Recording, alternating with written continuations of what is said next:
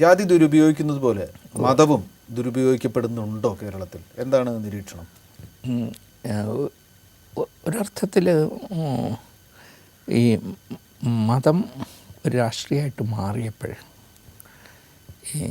ഈ രാഷ്ട്രീയത്തിൽ ചേരുന്ന പല ആൾക്കാർക്കും അടിസ്ഥാനപരമായിട്ട് നമ്മൾ കൊണ്ടുവന്ന് എത്തിക്കുന്ന വിധം, കേരളം പോലെ ഈ ഒരു 50% അടുപ്പിച്ച് ഹിന്ദുക്കളുള്ളപ്പോൾ നമ്മുടെ ഘടന വ്യത്യാസമാണ്, മറ്റുള്ള സ്ഥലത്ത് ഉള്ള പോലെ അല്ല.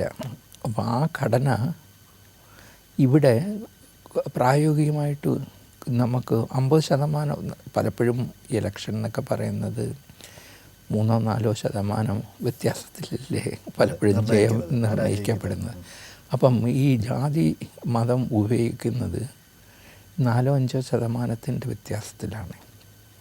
അപ്പം അത് കേരളത്തിൽ പക്ഷെ ഒരു കാലം കഴിഞ്ഞാൽ നമ്മൾ ചെയ്ത തെറ്റുകൾ തിരിച്ചു കൊണ്ടുവരാൻ നമുക്ക് ഇന്ന് 50 വർഷം എടുക്കുകയാണെങ്കിൽ 100 വർഷം എടുക്കും തിരിച്ചു കൊണ്ടുവരാൻ. നഷ്ടപ്പെട്ടത് തിരിച്ചു കൊണ്ടുവരാൻ ഒരുപാട്. ഇപ്പം ടോപ്പ് സോയിൽ മാതിരിയാണ്, അത് നഷ്ടപ്പെട്ടാൽ തിരിച്ചു കൊണ്ടുവരാൻ പറ്റില്ല.